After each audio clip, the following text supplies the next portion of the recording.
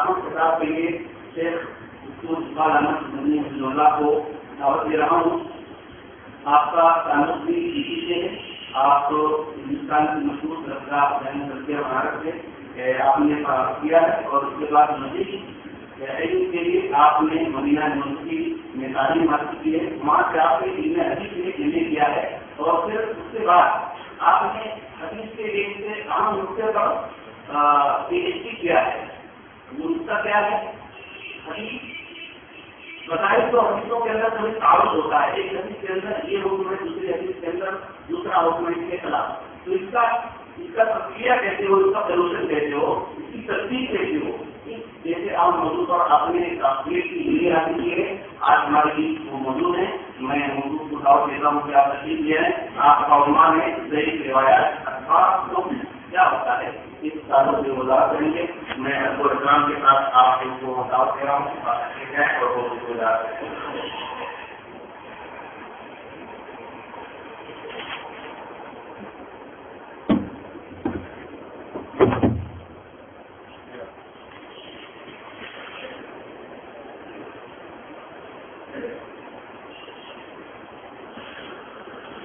السلام علیکم ورحمۃ اللہ وبرکاتہ.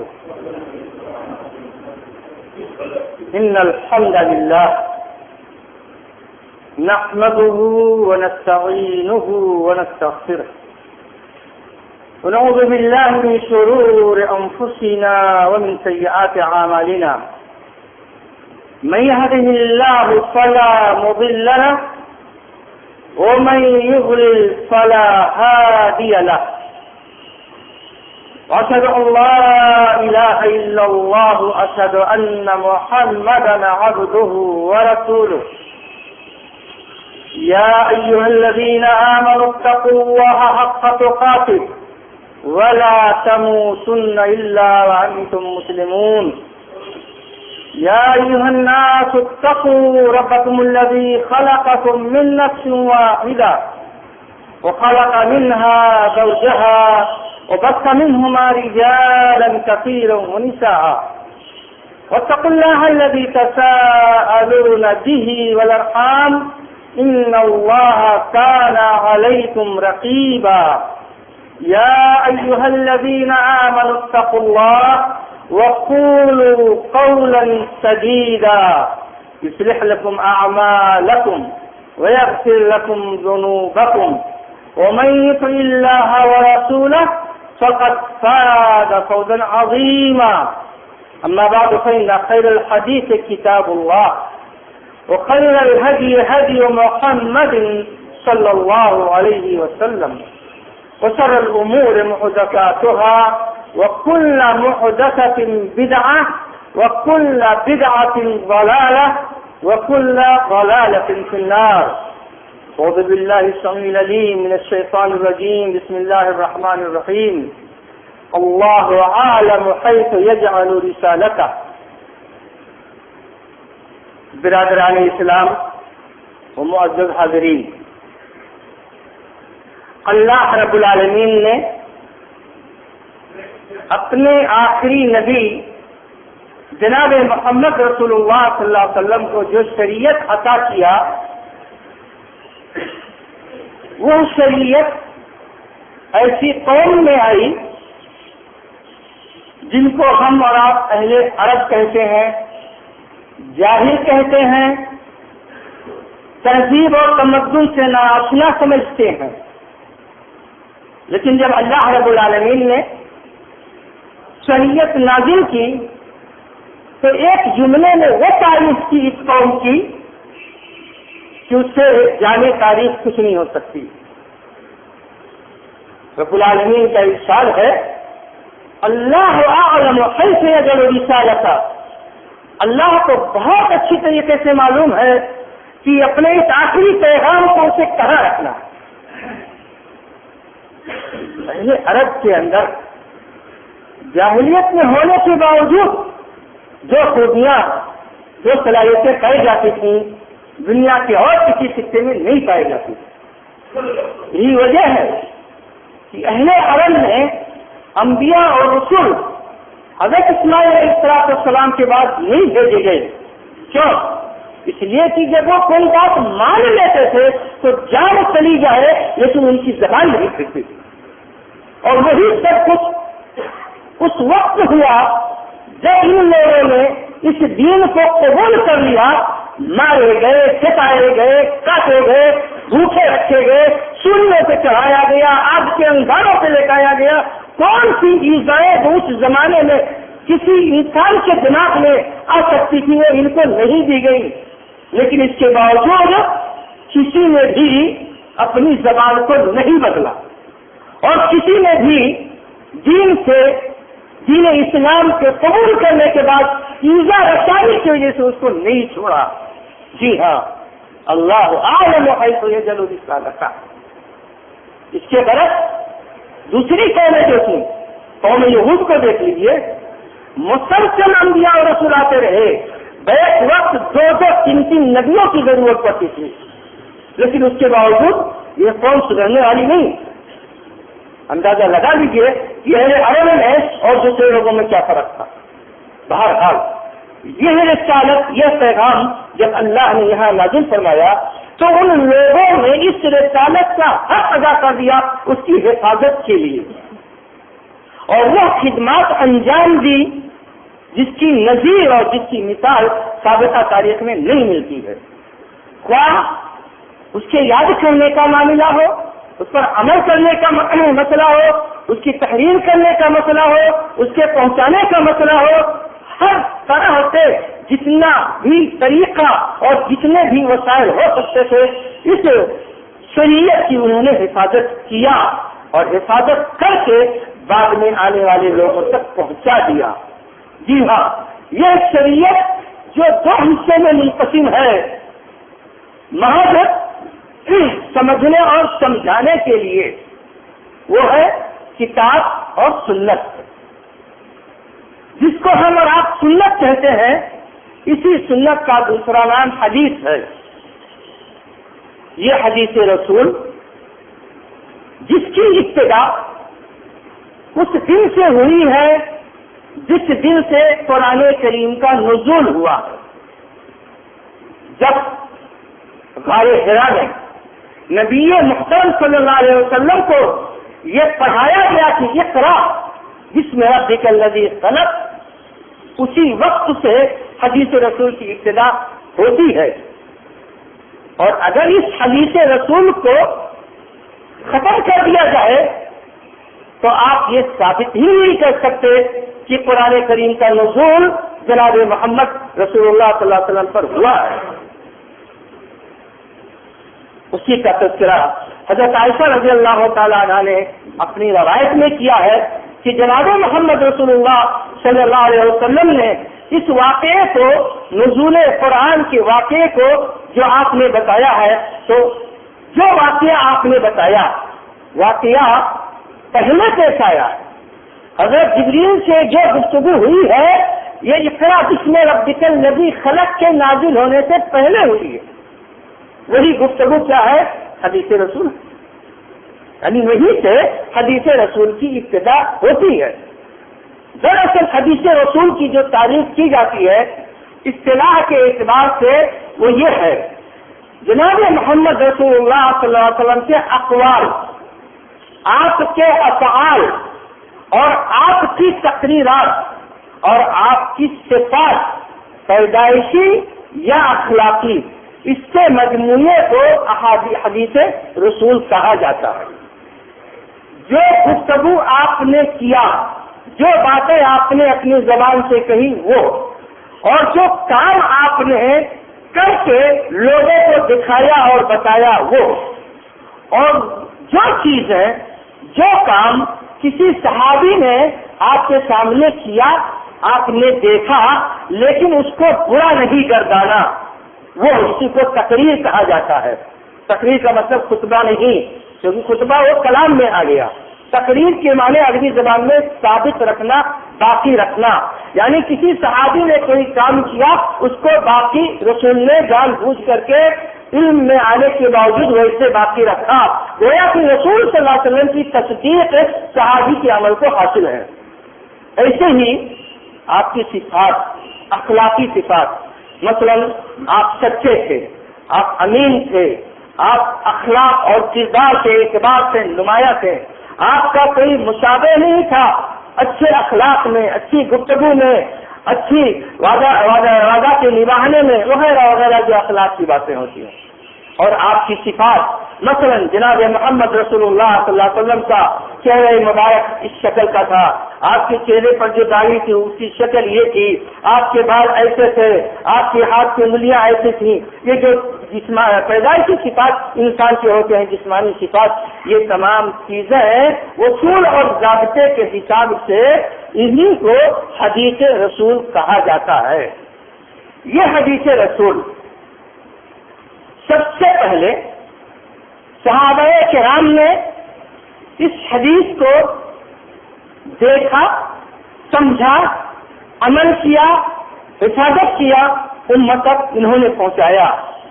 حدیث رسول کے پہنچانے والے وہ لوگ جو اس میں اس زمانے سے لے کر کے اور اس زمانے تک جس میں کتابیں لکھ کر کے مرتب کی گئی، جتنے بھی لوگ تھے پیڑھی در پیڑھی، مثلا صحابہ کرام جتنے بھی تھے وہ. اب اس کے بعد دوسری پیڑھی کس سے آئی؟ صحابہ کرام کے شاگردوں کی، جن کو تابعین کہا جاتا ہے. وہ دنیا میں جہاں بھی رہے، جتنے بھی رہے وہ، اور اس کے بعد پھر ان کے شاگرد، اور پھر اس کے بعد ان کے شاگرد. یہ دراصل 4 پیڑھیاں ہیں جن کو راویان حدیث کہا جاتا ہے، حدیث بیان کرنے والے افراد اور انسان. ان کی تعداد تقریباً کل ملا کر کے صحابہ سے لے کر کے آخری دور یعنی تیسری صدی تک جو یہ سلسلہ باقی رہا، تقریباً 5 لاکھ افراد ہوتے ہیں. 5 لاکھ افراد نے حدیث رسول کے پڑھنے پڑھانے کی، اس کے بیان کرنے کی خدمت گویا کی انجام دیا ہے. اس میں سب سے پہلا جو دستہ تھا یا جو طبقہ تھا وہ صحابہ کرام کا تھا. صحابہ کرام کا جو دور محترم مقدس دور، جیسے رسول کا زمانہ ویسے لگ بھگ صحابہ کرام کا زمانہ. اور اس کے بعد صحابہ کرام کے بعد اور سلسلہ جب بڑھا تو اس دین میں بہت سارے ایسے لوگ بھی شامل ہو گئے جن کے اندر وہ خوبیاں نہیں پائی جاتی تھیں جو خوبیاں صحابہ کرام کے اندر پائی جاتی تھیں. یہ دین عرب سے نکل کر کے عجم میں پہنچ گیا، مختلف علاقوں میں پھیل گیا، جہاں کے لوگوں کی الگ الگ مختلف تہذیبیں تھیں، مختلف خیالات تھے، مختلف صلاحیتیں تھیں. تو یہ جو راویان حدیث تھے، اب وہ صلاحیت باقی نہیں رہی، صلاحیت میں کمزوری آ گئی بعض لوگوں کے درمیان. دراصل راویوں کے اندر جو کمزوری آئی، اسی کمزوری کی وجہ سے ان کے راستے سے جو روایتیں منقول ہوئی، اہل علم نے ان روایتوں پر مکمل طریقے سے اعتماد نہیں کیا، کیونکہ اللہ رب العالمین نے امت مسلمہ کو یہ ہدایت دی ہے، یا ایھا الذین آمنوا ان جاءکم فاسق بنبأ فتبینوا. اگر کوئی آدمی تمہارے پاس کوئی خبر لاتا ہے تو اس کی وضاحت کر لو، یعنی اس کی تصدیق کر لو. ہو سکتا ہے خبر لانے والا آدمی فاسق اور فاجر ہو. اگر سنی ہر خبر دینے والے کی بات آپ نے سن کر کے مان لیا تو آپ دھوکہ کھا سکتے ہو. اگر ایسا نہیں کیا تو آپ دھوکہ کھا سکتے ہو. تو اگر عام خبر دینے والے آدمی کے بارے میں قرآن یہ ہدایت دیتا ہے تو جناب محمد رسول اللہ صلی اللہ علیہ وسلم کے بارے میں اگر کوئی آدمی خبر دے رہا ہے آپ کے قول کے بارے میں، آپ کے فعل کے بارے میں، آپ کی صفات کے بارے میں، آپ کی تقریرات کے بارے میں، تو اس کی تصدیق اور اس کی تحقیق تو کہیں ضروری ہے ان خبروں کے مقابلے میں. لہذا یہ تصدیق ضروری تھی. اس بنیاد پر یہ جو راویان حدیث سے ان کے حالات زندگی معلوم کیے گئے، اور حالات یعنی آپ اندازہ لگائیے 5 لاکھ افراد ہیں جن کے حالات کو معلوم کر کے کتابوں میں قلم بند کیا گیا. آدمی کہاں پیدا ہوا، کس سن سے اس نے علم حدیث حاصل کرنا شروع کیا، سب سے پہلے کہاں پڑھا، کس استاد سے پڑھا، کون سی حدیثیں پڑھی، پیدائش کب ہوئی، وفات کب ہوئی، اخلاق کیسے تھے، کردار کیسے تھا، زہد و تقویٰ کا کیا عالم تھا، اور پھر بحیثیت ایک راوی، بحیثیت ایک سنت رسول کے خادم ہونے کے اس کا مقام اور مرتبہ کیا تھا، کیا وہ اس لائق ہے کہ اس کی باتیں قبول کی جائے، اس کے واسطے سے آئی ہوئی حدیثوں پر اعتبار کیا جائے، یا وہ اس لائق نہیں ہے۔ یہی سے ہمارا موضوع آج کا شروع ہوتا ہے، جس کی بنیاد پر حدیثوں میں کمزوری آنے لگی۔ جب بیان کرنے والا کمزور ہے، بیان کرنے والا کے بعد والے کے اندر کمی اور نقص ہے، تو یقیناً اس کی بات نہیں مانی جائے گی، جس کے راستے سے جو بھی حدیث آئے گی وہ حدیث مشکوک ہو جائے گی۔ یہیں سے حدیثوں میں ذات کی بات آتی ہے۔ بہت سارے لوگوں کا خیال ہے ارے اللہ کے رسول صلی اللہ علیہ وسلم کی حدیث کیسے ضعیف ہوتی ہے، کئی بڑھاپا آتا ہے اس پر، وہ کیسے کمزور ہو جائے گی، اللہ کے رسول نے جو بات کہی وہ بات کیسے برا ہو گیا، وہ بات کیسے کمزور ہوگی؟ اصلاً وہ بات نہیں کمزور ہے میرے بھائیو، اللہ کے رسول نے جو بات کہی وہ بات نہیں کمزور ہے۔ کمزوری کہاں پر ہے؟ جس نے اس بات کو نقل کیا ہے اس کے اندر کمزوری ہے، ناقل اور راوی کے اندر یہ کمزوری ہے، لہذا جب اس کے اندر کمزوری ہے اور کوئی راستہ دوسرا موجود نہیں ہے تو گویا کہ یہ بات کمزور ہے اور یہ چیز مشکوک ہے، ہم کنفرم نہیں کہہ سکتے کہ یہ رسول اللہ صلی اللہ علیہ وسلم کی بات ہے، آپ کی حدیث ہے، اس کی تعبیر ہم کہہ دیتے ہیں کس سے؟ ضعیف۔ تو حدیثیں جو کچھ ہے اور اہل علم نے جو خدمات انجام دیا ہے، ان حدیثوں کی حفاظت کے لیے بہت قسم کی خدمات ہیں، اور اس سلسلے پر گفتگو اسی مسجد میں ہو چکی ہے۔ ایک خدمت اس میں سے ہے اصول اور ضوابط کا بنانا، کیسے حدیثوں کو پرکھا جائے گا، کیسے راویوں کو پرکھا جائے گا، اور کیسے ان پر حکم لگایا جائے گا، اور اس کے لیے جو اصول اور ضابطے بنائے گئے ہیں اس کو کہا جاتا ہے اصول حدیث۔ حدیث کے گرامر، حدیث پڑھنے کے لیے، پڑھانے کے لیے، سمجھنے کے لیے، اس کی تصدیق کے لیے، اس کی صحت کے لیے جو قاعدے بنائے گئے ہیں اس کو اصول حدیث کہا جاتا ہے، جس کی تعریف کی جاتی ہے کہ وہ ایسا علم ہے یا ایسے علم کے جاننے کو کہا جاتا ہے جس سے سند اور متن کے حالات معلوم کیے جاتے ہیں۔ سند یعنی وہ راویان حدیث جو حدیث بیان کرتے ہیں ان کا سلسلہ ہوتا ہے، کیونکہ امام بخاری رحمۃ اللہ علیہ جیسے ہیں اللہ کے رسول کے زمانے میں تو نہیں تھے، رسول سے ملاقات تو نہیں ہوئی تھی، تب وہ کیسے کہتے ہیں کہ یہ حدیث جو میں بتا رہا ہوں یہ اللہ کے رسول کی کہی ہوئی حدیث ہے؟ تو وہ اپنے استاد سے پڑھتے ہیں، ان کا کوئی دوسرا پھر استاد ہوتا ہے جو استاد الاستاد ہوتا ہے، ان کا کوئی تیسرا استاد ہوتا ہے، ان کا کوئی چوتھا استاد ہوتا ہے، یہاں تک کہ وہ صحابی رسول تک آتے ہیں اور پھر صحابی رسول سے یہ سلسلہ رسول اللہ صلی اللہ علیہ وسلم تک پہنچتی ہے۔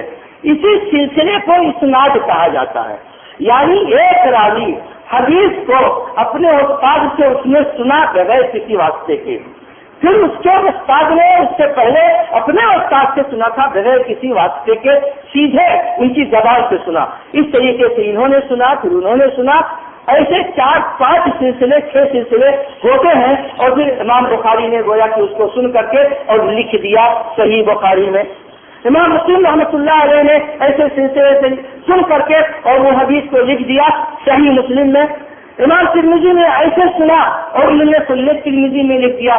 جتنی محدثین نے کتابیں لکھی حدیث کی، ایسے انہوں نے سن کر اپنے استاد سے اور اس سلسلے کو جو ہے تحریر کر دیا کتابوں میں۔ جب کتابوں میں یہ بات تحریر ہو گئی تب اب وہ کتابوں کے پڑھنے کے رواج ہو گیا۔ اب ایک عالم بیٹھتا ہے صحیح بخاری لے کر کے پوری روایتوں کو وہ پڑھا دیتا ہے اپنے بچوں کو، اور اس کو سلسلے اسناد جو ہے کتاب میں لکھا ہوا صرف اتنا وہ پڑھا دیتا ہے، کہ ہاں فلاں نے اس کو روا، فلاں نے ان سے سنا، فلاں نے ان سے سنا، اور بقیہ کتاب ہو جاتے ہیں، مکمل ہو جاتے ہیں، آگے سلسلے اسناد ختم ہو گیا ہے۔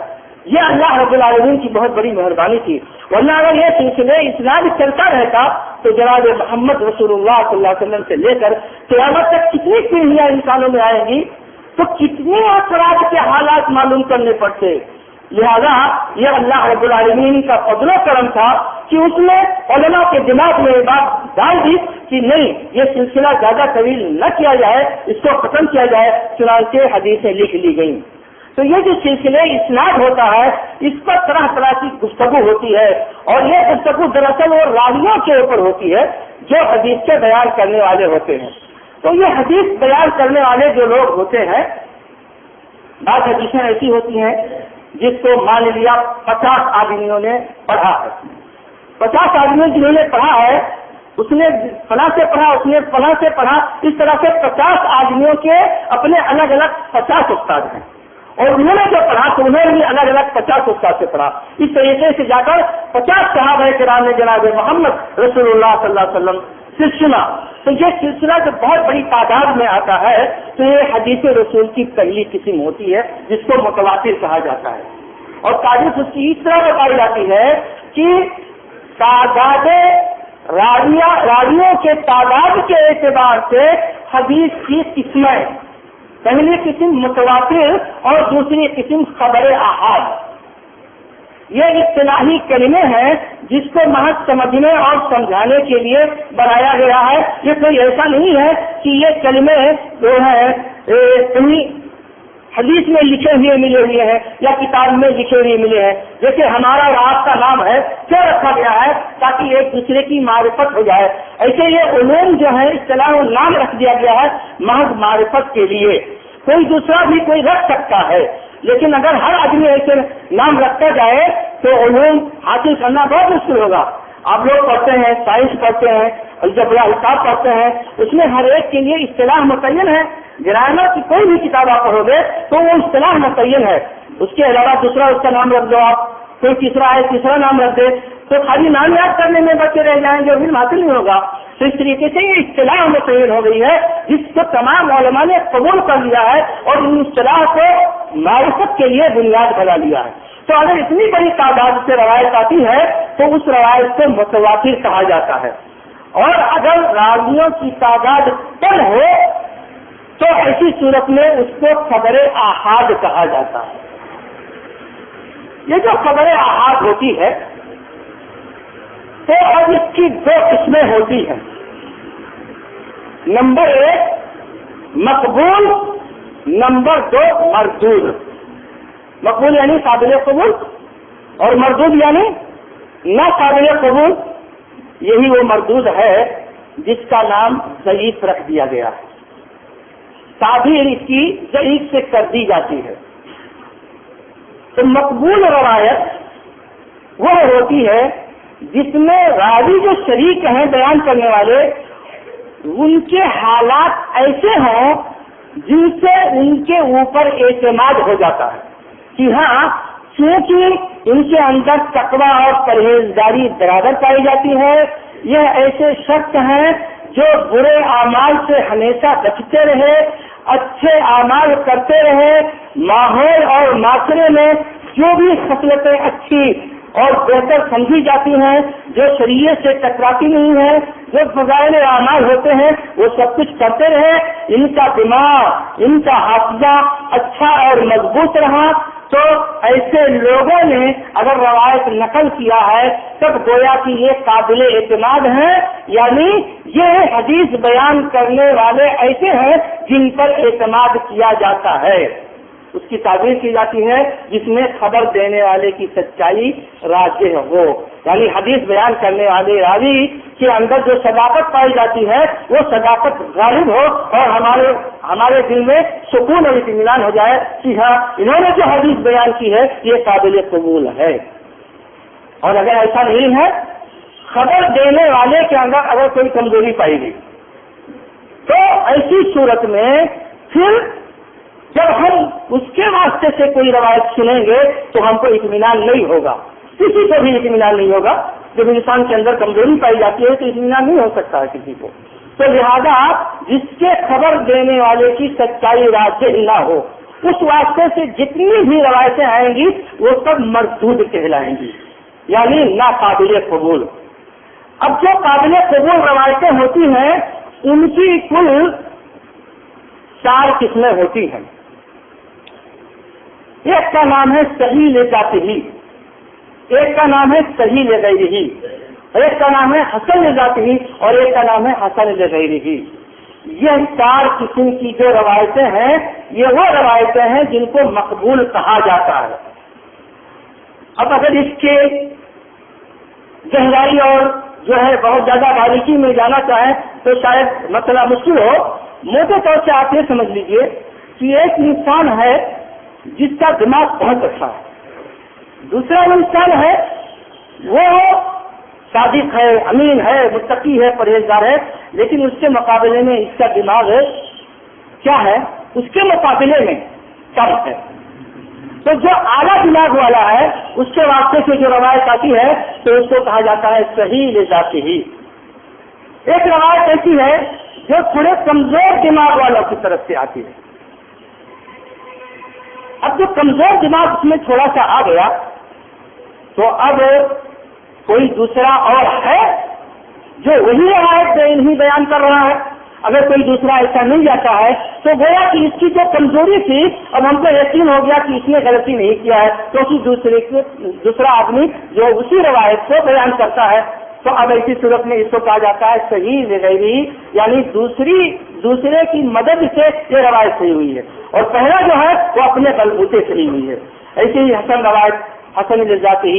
حسن لذاتی کا مطلب یہ ہوتا ہے کہ راوی کے تقویٰ اور پرہیزگاری جس کو کہا جاتا ہے کہیں کچھ خلل نہیں ہے، البتہ اس کے دماغ میں معمولی کمزوری ہے. معمولی کمزوری یعنی ایسی کمزوری نہیں ہے کہ جس سے روایت رد کر دی جائے.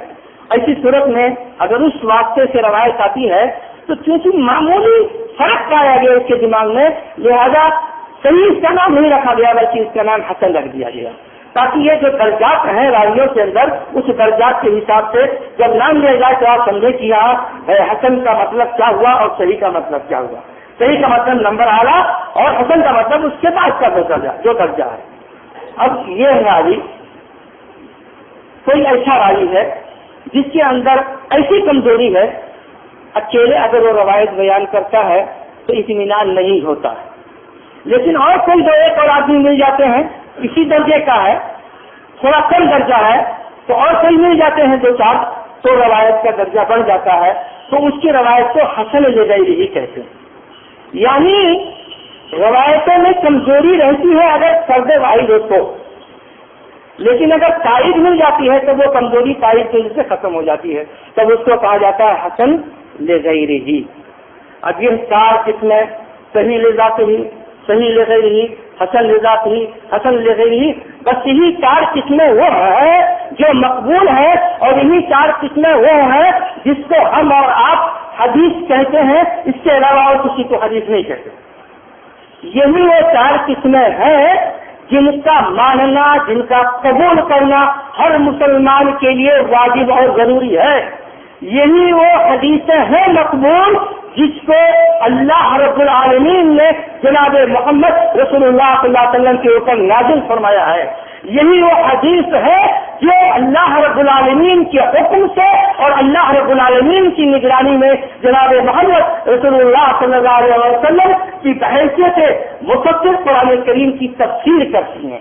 یہی وہ حدیثیں ہیں جن کو وہ مقام حاصل ہے جو مقام قرآن کریم کو حاصل ہے شریعت کے اصل کرنے کے لیے، شریعت کے دلیل بننے کے لیے، بلکہ سنت رسول کا مقام بحیثیت ماقد شریعت قرآن سے زیادہ ہے. کیوں؟ اس لیے کہ قرآن کریم میں باتیں مجمل ہیں اور حدیث رسول میں باتیں مفصل ہیں. تو اب یہ ہے 4 قسم کی حدیثیں جس کو ایک لفظ میں مقبول کہا جاتا ہے. یہ وہ حدیثیں ہیں اس کا انکار کرنے والا یہ منکر شریعت ہوتا ہے، اس کا انکار کرنے والا یہ منکر حدیث ہوتا ہے. اس کا انکار کرنے والا محمد رسول اللہ کا جو کلمہ ہے اس کا منکر ہوتا ہے.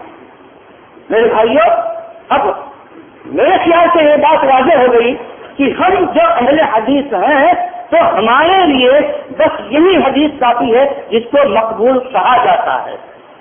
اب مقبول کے بعد یہ دوسرے نمبر کی روایت ہے، اصطلاح میں اس کا نام مردود ہے، اور پھر اسی کا ایک لفظ استعمال کر دیا جاتا ہے ضعیف.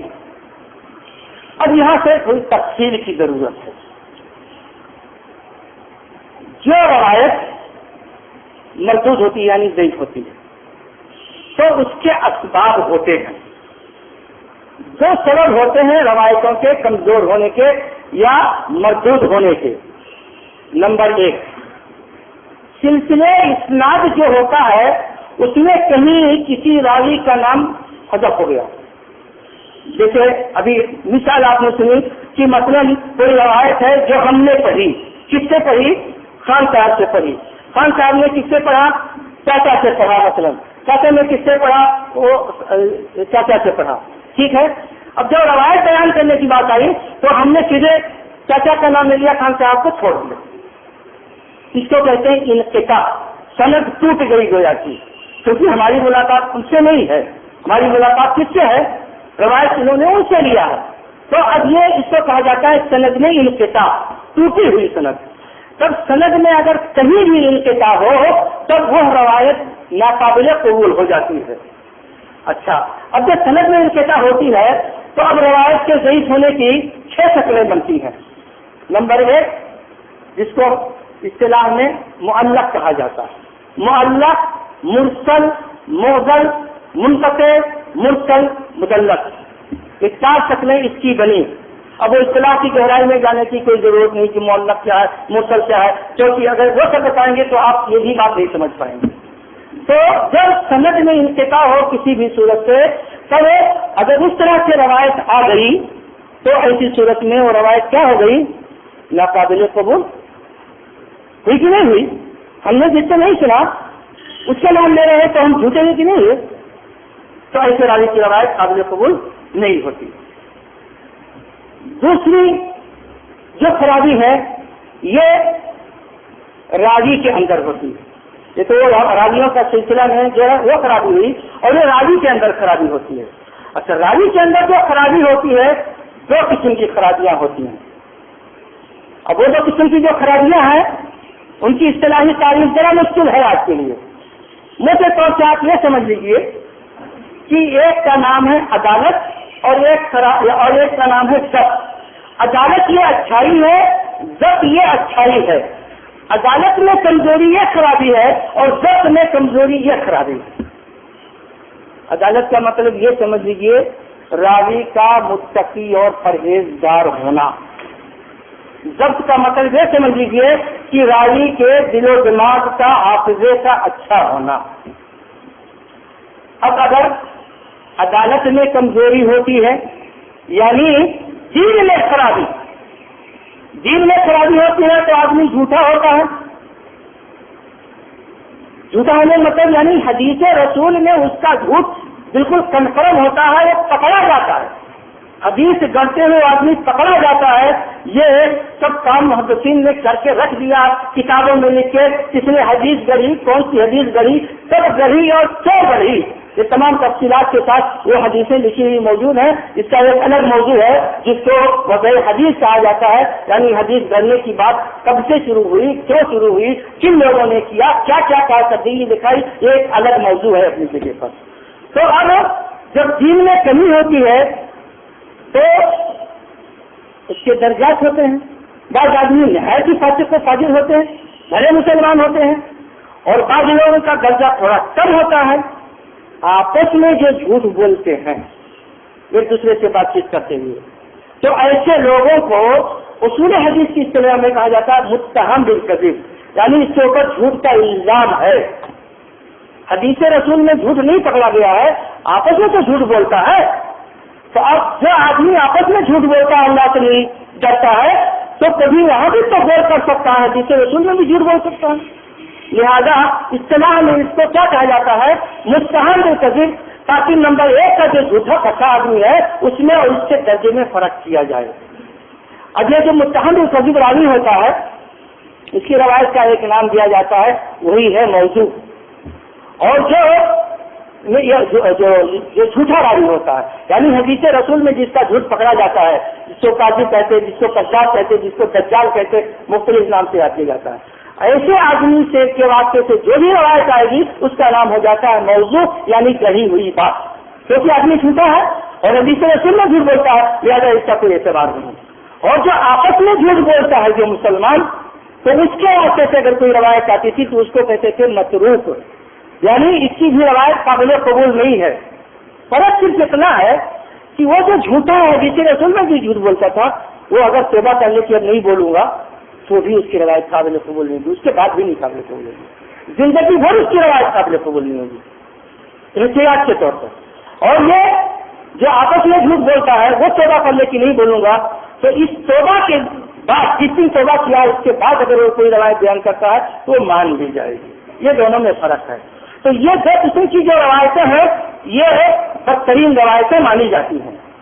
اب اس کے بعد یہ عدالت سے متعلق، تقویٰ پرہیزگاری سے متعلق ایک بات ہوگی جھوٹ حدیث رسول میں، دوسرا آپس میں جھوٹ بولنا، تیسرا فاسق.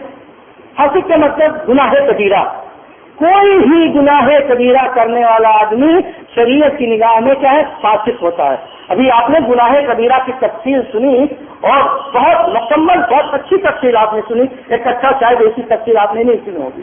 تو یہ جو گناہ کبیرہ آپ نے سنی اس میں سے کوئی ایک بھی گناہ کرنے والا اگر انسان ہے تو اس کو کہا جاتا ہے فاسق. یعنی فاسق کے معنی ہوتے ہیں خارج. دین کے جو اصول اور ضابطے ہو گئے جیسا کہ اس سے کیا ہو گیا؟ خارج ہو گیا. تو اگر ایسے آدمی کے واسطے سے کوئی روایت آ رہی ہے جو کسی بھی گناہ کبیرہ کا مرتکب ہوا تو محدثین اس کو کہتے تھے فاسق اور اس کی روایت کو کیا کہتے تھے؟ مردود، ناقابل قبول. ایسے ہی بدعت، طرح طرح کی بدعتیں آج رائج ہیں مسلمانوں کے اندر. تو بدعت اگر ایسی ہے جس کا راوی بدعتی راوی جو ہے اگر ایسا ہے کہ وہ اپنی بدعت کی جانب لوگوں کو بلاتا ہے تو اس کی روایت قابل قبول نہیں ہوتی ہے.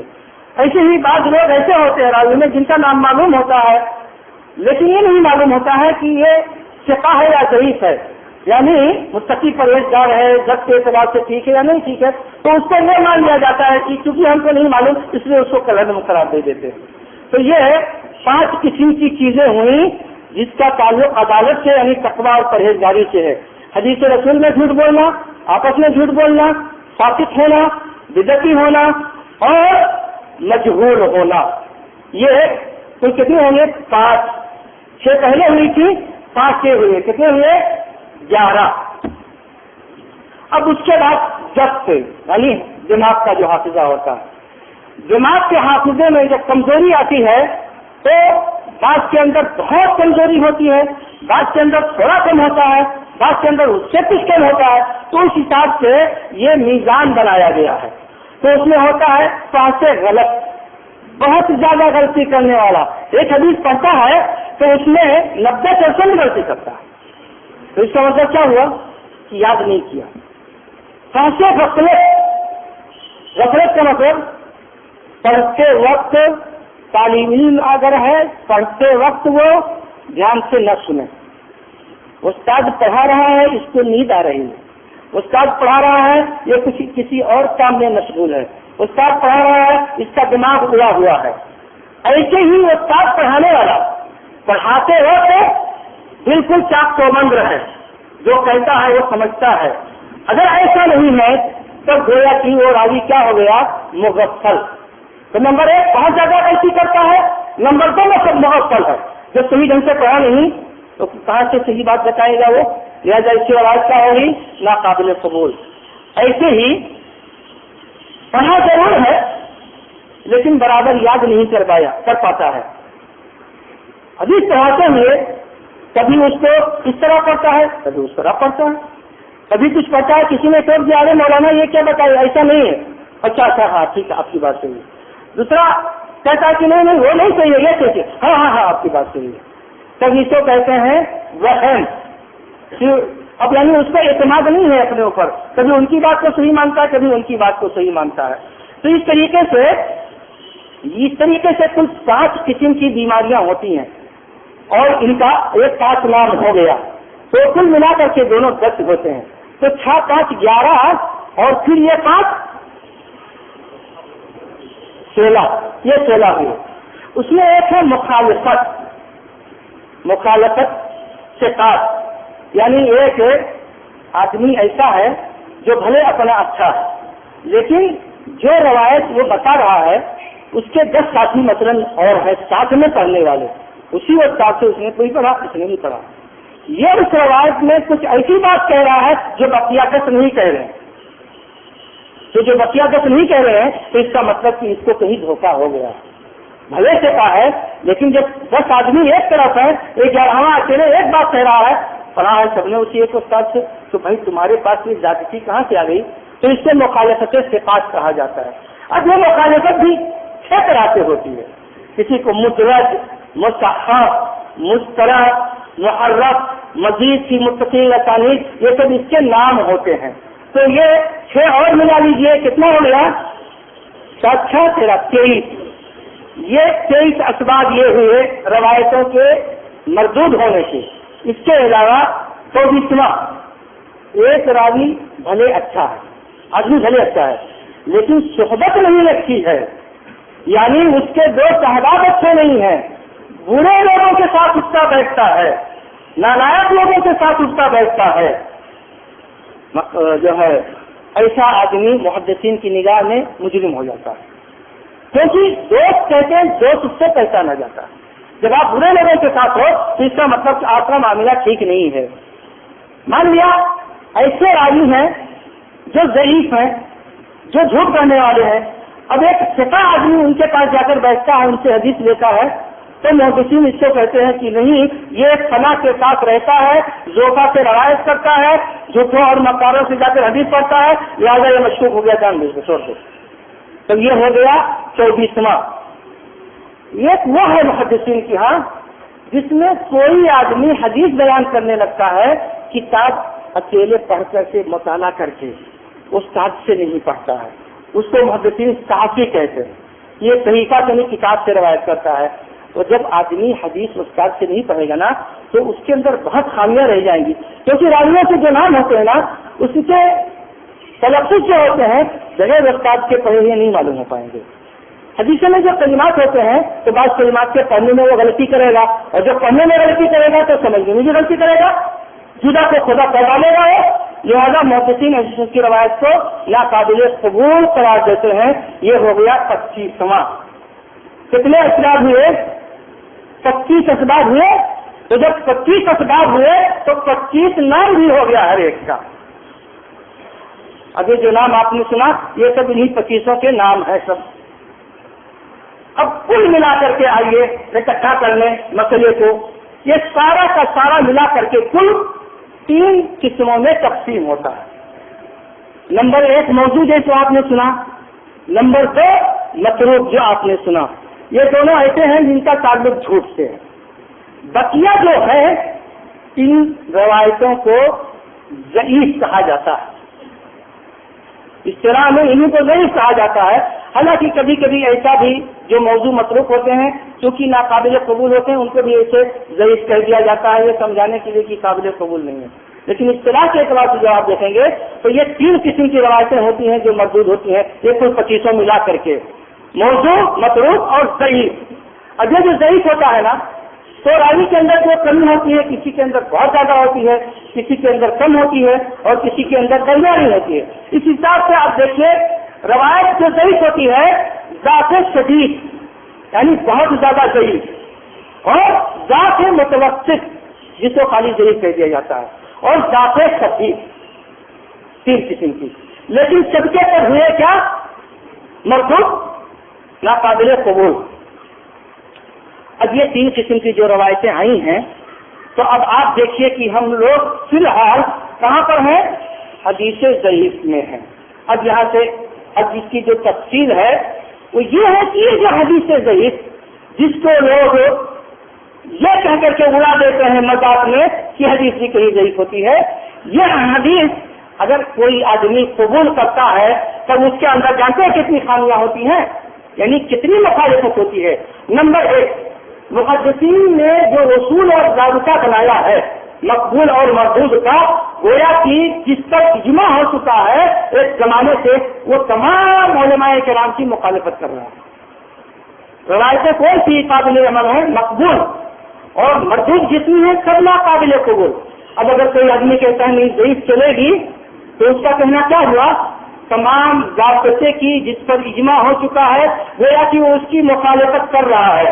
اور اس کے علاوہ یہ جو ضعیف روایت ہوتی ہے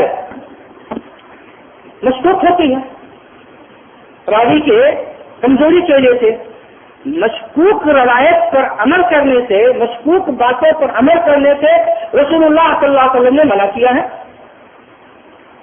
اور قرآن کریم نے بھی منع کیا ہے۔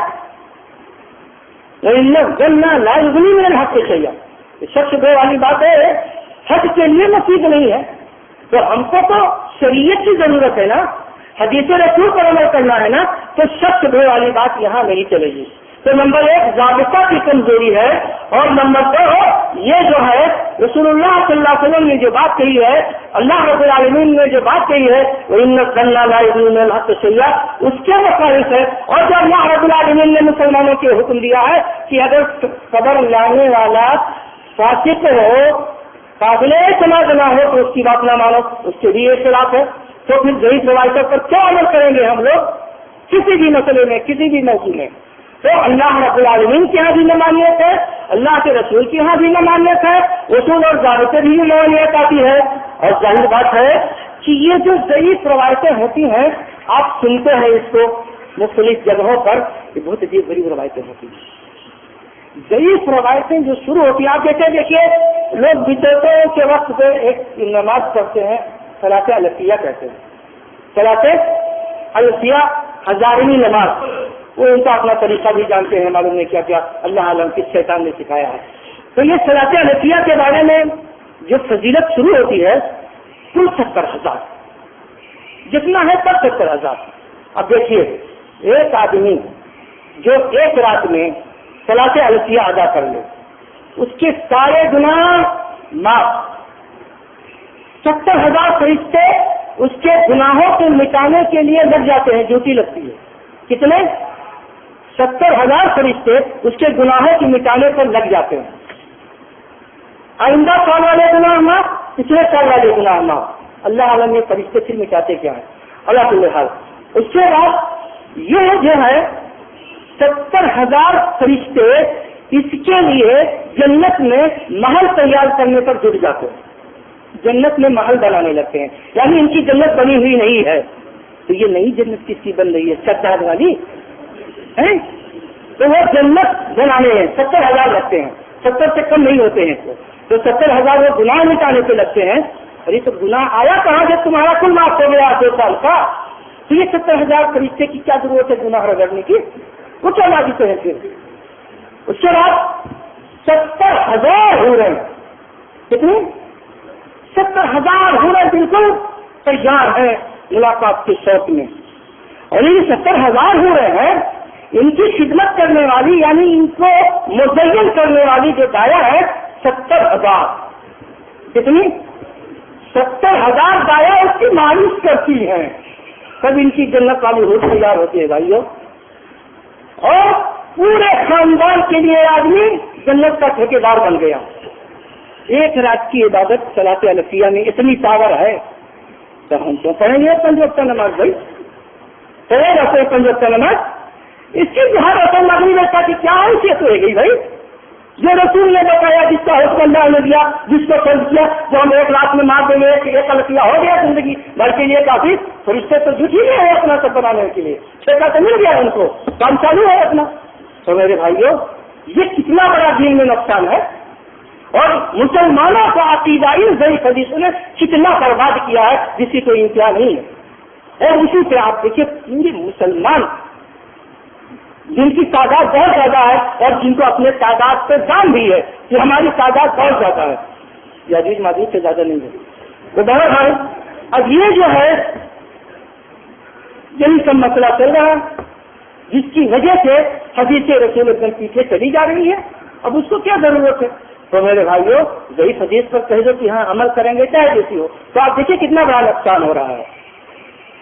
اب ایک فائنل مسئلہ تو معلوم ہو گیا آپ کو کہ ضعیف حدیث پر عمل کرنا ناجائز ہے، حرام ہے، یہ دین کے جو ہے جس کو اللہ رب العالمین نے مکمل کیا ہے یہ اس میں اضافہ، یہ حدیث رسول جو دین اللہ نے رسول اللہ صلی اللہ علیہ وسلم کو دیا تھا اور جس کے بارے میں قرآن نے کہا تھا الیوم اکملت لکم دینکم، اس کے بالکل برخلاف۔ تیسری بات یہ ہے کہ اس سے تو ضعیف حدیثوں کا رواج ہو جائے گا، تو ہر آلو پیاز بیچنے والا اپنے اپنے آلو اور پیاز کی فضیلت میں حدیث دے گا، بیگن بیچنے والا بیگن کی کہے گا، گڑھا ہے لوگوں میں بھائی، ایسی بات نہیں ہے، اس لیے کہہ رہا ہوں۔ ارے گڑھنے والے نے تو اتنا گڑھا کہ حضرت نوح علیہ السلام کی کشتی جو طوفان میں آئی تو خانہ کعبہ کے 7 چکر اس نے سوار کیا بھائی کشتی میں، نوح علیہ السلام کی کشتی میں۔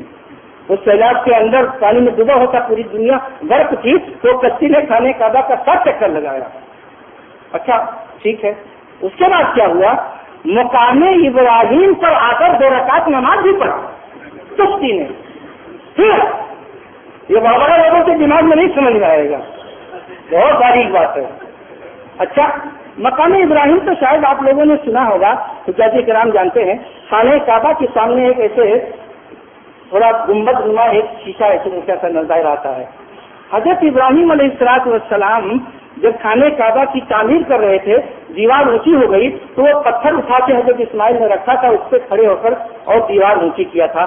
اللہ رب العالمین نے ان کی نشان نقش پاک کو باقی رکھنے کے لیے اس پتھر میں ان کے پیر کو دھنسا دیا، وہ مثال بن گیا، جیسے مٹی آپ جمع کر کے پیر ڈال دیجیے ویسے پتھر میں ہو گیا ہے، اسی کا نام مقام ابراہیم ہے۔ خانہ کعبہ کے سامنے وہ رکھا ہوا ہے، شیشے سے جھانکیں گے تو نظر آئے گا۔ تو ابراہیم علیہ السلام کا یہ جو مقام ابراہیم ہے وہاں 2 رکعت نماز پڑھی ہے۔ تو ابراہیم علیہ السلام آدم علیہ السلام سے پہلے تھے کیا؟ نوح علیہ السلام کے؟ ارے بھائی اگر پہلے ہوتے تب تو ہوتا، ابھی جس کا وجود نہیں وہاں کچی نماز پڑھ رہی ہے، تو بھائی یہ ضعیف حدیث آپ کو مبارک ہو، آپ اس پر عمل کرو اور لوٹو ہو جنت جو بنوا رہے ہو۔ پہلے حدیثوں کو اس کی کوئی ضرورت نہیں، اللہ رب العالمین نے جو دین دیا ہے، جو نظام دیا ہے وہ کافی ہے۔ اب مسئلہ جو میں ابھی ایک اور بتانا چاہتا ہوں وہ یہ ہے، مشہور کر دیا ہے لوگوں نے، ضعیف روایت ترغیب میں فضائل اعمال چلے گی۔ کہاں چلے گی؟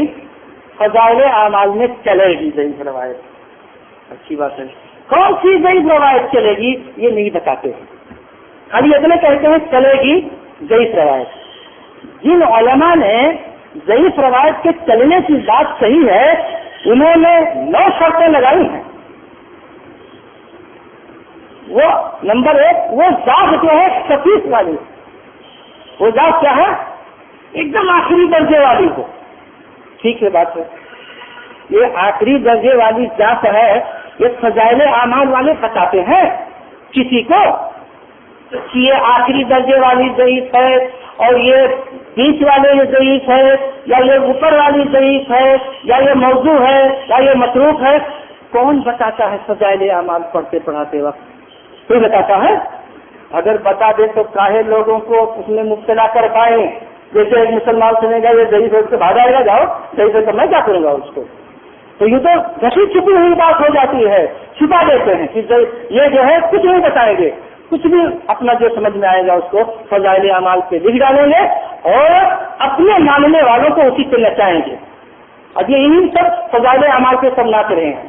تو علماء نے کہا ہے ذات خفیف ہونی چاہیے، ٹھیک ہے، اور کیا ہونا چاہیے؟ اس کے علاوہ انہوں نے یہ کہا ہے کہ یہ روایت جو ذات خفیف ہے کتاب اور سنت سے کہیں کی اس کو تائید مل رہی ہے۔ کیا ہو رہا ہے؟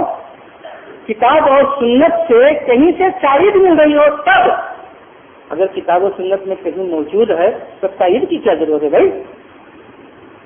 ساتھ میں کوئی مخمل کا پیغام لگائے گا بولنے کے لیے؟ تو جب حدیث موجود ہے دوسری جگہ سے یہ ضعیف سے خفیف ہو چاہے ضعیف سے شدید ہے، اس کی یہاں ضرورت کیا پڑ گئی آپ کو؟ بہت بیکار بات ہے یہ تو۔ بہرحال اس طریقے سے ان لوگوں نے اور کیا کہا ہے، کہاں یہ ترغیب و ترہیب میں ہو، یعنی جنت کمانے میں اور جہنم سے بچاؤ میں ترغیب ترہیب ہو. ارے بھائی ترغیب ترہیب ہو تو کیا ترغیب ترہیب دین سے خارج ہے؟ قرآن سے کہتا ہے رسول کا منصب بیان کرتے ہوئے انا ارسلنا کا شاہد اور مبشر و نذیر، ترغیب کے لیے ترغیب کے لیے آپ کو ہم نے بھیجا. تب جب ترغیب ترہیب کے لیے بھیجا ہے تو آپ اس کو کیا سمجھتے ہو؟ کوئی ہوائی فائر ہے کیا؟ ترغیب ترہیب چیز میں جو چاہو سو ساری چیز داخل کر لو. تو یہ کہنا کہ یہ ترغیب ترہیب میں چلے گا اور سوم و صلات میں نہیں چلے گا، روزہ نماز میں نہیں چلے گا. اور ترغیب ترہیب میں جو چلاتے ہیں تو نماز ہی پڑھتے ہیں زیادہ اور معلوم نہیں کیا کیا کرتے ہیں. تو یہ ترغیب ترہیب کا مسئلہ کوئی معمولی بات تو نہیں ہے کہ آپ جیسے ترغیب ترہیب میں تو چلے گا عقیدے اور احکام میں نہیں چلے گا. تو یہ بات بھی اپنی جگہ پر ایسی ہے جو ناقابل قبول ہے. ایسے ہی ان لوگوں نے یہ کہا ہے کہ احتیاطی عمل احتیاط سمجھ کے کرنا، حدیث رسول سمجھ کے نہیں کرنا. ارے تو فائدہ کیا ملا؟ یہ احتیاط کیا بھائی؟ تو اگر کوئی آدمی یہ کہے کہ اچھا ایسا کرو، یعنی احتیاط کا مطلب ہو سکتا ہے صحیح ہو، یہ احتیاط. تو کوئی آدمی آئے صحیح روایت کے بارے میں کہے ارے ہو سکتا ہے یہ ضعیف ہو، تو اس کو تو چھوڑ دو، تب تو دین چوکٹ کرے گا. تو یہ ہو سکنے والی بات جو ہے یہ تو خالی وسوسہ ہے اپنے دماغ کا. تو یہ جو شرط لوگوں نے بتائی ہے کہ احتیاطی عمل کیا جائے تو مہا بیکار شرط ہے کہ نہیں شرط ہے؟ اچھی بات ہے. کہتے ہیں کہ اس موضوع میں صحیح روایت موجود نہ ہو. ارے تو صحیح روایت کس میں نہیں موجود ہے؟ وضو کی فضیلت، طہارت کی فضیلت، نماز کی فضیلت، زکات کی فضیلت، روزے کی فضیلت، حج کی فضیلت، اخلاق کی فضیلت، آداب کی فضیلت، معاملات کی فضیلت، حقوق کی فضیلت، کہاں سے یہ حدیث صحیح موجود ہے؟ تم کو کیوں نہیں چاہیے وہ حدیث؟ اور کہتے نہیں ہو تو پہلے آپ اس کو ڈھونڈو نا. جو صحیح روایتیں موجود ہیں فضیلت میں معمولی روایتیں ہیں. رسول فرماتے ہیں کہ جو آدمی فرض نماز کے بعد سبحان اللہ 33 مرتبہ، الحمدللہ 33 مرتبہ، 34 مرتبہ اللہ اکبر کہتا ہے تو اس کے سارے گناہ معاف ہو جاتے ہیں. معمولی فضیلت ہے. تو یہ تم کو نہیں ملتا ہے، وہ ملتا ہے 70,000 والا خالی. تو میرے بھائیوں فضیلت بہت موجود ہے. صحیح حدیث کی کتاب کے اوپر تو پڑھو تو بھائی. اب تو سننے کی تیاری نہیں ہوتا. جیسے سنا کہ کسی پہلے حدیث کی بات فوراً جو ہے ٹینشن ہو جاتے کہ نہیں اس کو نہیں دینا ہم کو، یہ معلوم نہیں کیا کیا ہے. تو صحیح حدیثوں میں جو ابواب ہے اس میں موجود ہے. ارے نہیں یہی نہیں، حلوہ اتنا آسان بنا دیا ہے علماء نے. مستند صحیح حدیثوں کا مجموعہ اکٹھا کر دیا ہے، لیکن وہ آپ کو ہی پسند ہے کیونکہ اس میں ذرا پاور بہت زیادہ نہیں ہے. یہ پاور دار لہٰذا یہی پسند ہے اپنی والے. تو آپ یہ بات کیوں بولتے ہو کہ صحیح حدیثیں موجود نہ ہو اس مسئلے میں، اس باب میں؟ صحیح حدیثیں موجود ہیں، اٹھاؤ اس پر عمل کرو. اور دیکھیے کتنی خطرناک بات کہی ہے، شرمانے والی بات. کیا بولتے ہیں؟ کہتے ہیں کہ ایسا ہے کہ چپکے چپکے کرو. ایسا کرو، چپکے چپکے کرو، یعنی کسی کو بتانا نہیں، اپنے اکیلے کر لو اور عادت نہ بناؤ. کبھی کر لو، عادت نہ بناؤ اور اس کو مشہور نہ کرو. یہی ہو رہا ہے. علماء نے تو اتنے سارے شروط لگائے، فضائل اعمال پڑھنے والے یہ سب بتاتے ہیں علماء کے شروط. وہ تو ہر آدمی کہتا ہے ضعیف حدیث فضائل اعمال میں قابل قبول ہے، ضعیف حدیث فضائل اعمال میں قابل قبول ہے. اور یہ علماء کی جو یہ باتیں ہیں 10 نمبر، اس کو کوئی کیوں نہیں بتاتا ہے بھائی؟ پھر جب آپ یہ بات کرتے ہو تو آپ بتاؤ نا لوگوں کو کہ اتنے شرائط ہیں، جب اتنے شرائط مکمل ہو جائیں گے تب قابل قبول ہوگی. اور چاہے وہ شرائط مکمل ہوں گے اور چاہے وہ قابل قبول ہوگی. لہٰذا سب سے بالکت سب کے سب مضبوط حدیث صحیح کے مقابلے میں یہ ساری کی ساری چیزیں کیا ہیں؟ باطل ہیں، مردود ہیں، نہ قابل قبول ہیں. لہٰذا ایک مسلمان ہونے کے ناطے ہر مسلمان کے لیے یہ ضروری ہے کہ وہ صحیح حدیثوں پر عمل کرے. وہی دین ہے اور وہی رسول کی لائی ہوئی باتیں ہیں. ضعیف حدیث کسی بھی درجے کی بھی ہو اور کسی بھی طرح کی ہو، اس کی کوئی ضرورت یہاں موجود نہیں ہے. اللہ رب العالمین سے دعا ہے کہ اللہ تبارک و تعالی ہم تمام مسلمانوں کو صحیح توفیق عطا فرمائے.